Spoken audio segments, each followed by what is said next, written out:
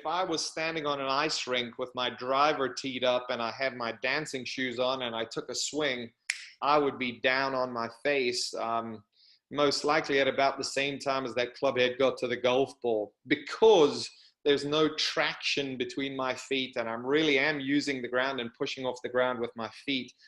That's vital to us as golfers.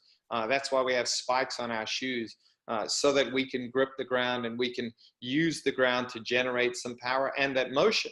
Well, let's understand that a little bit deeper. We've got three forces that we exert on the ground: lateral, backwards and forwards; rotational force that we exert on the ground; and vertical forces. And this question, your question, is about vertical force. Should I push up off my lead foot, really off both feet, as I am entering that hit zone, entering that all-important delivery area where that club's really getting close to the golf ball, so that I can start to push up? And my experience has been that the longer hitters, the power hitters, will typically have more vertical force that they're exerting down on the ground, so that they're pushing themselves up, than players that are typically not very long hitters.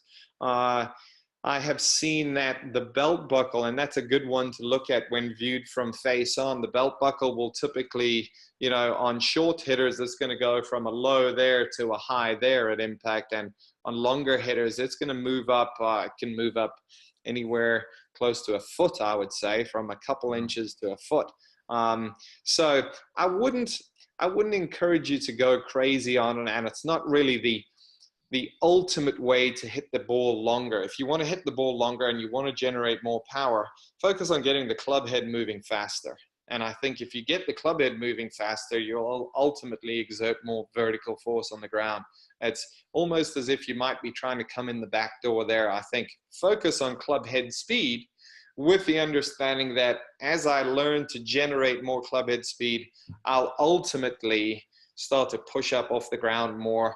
And I'll just allow yourself to do it. A lot of golfers think, well, I've got to stay down. I've got to keep my head down. I've got to watch this golf ball, and there should be nothing coming up.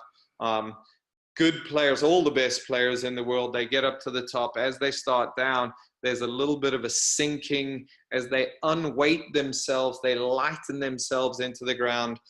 Just like if I was standing on the ground and I said jump, I would go down first and then push up off the ground. So there's that lowering, that unweighting just prior to impact, leading to a push up off the ground. Let your lead side extend, let yourself come up a little bit coming into impact, but focus on club head speed if you really want to hit longer shots.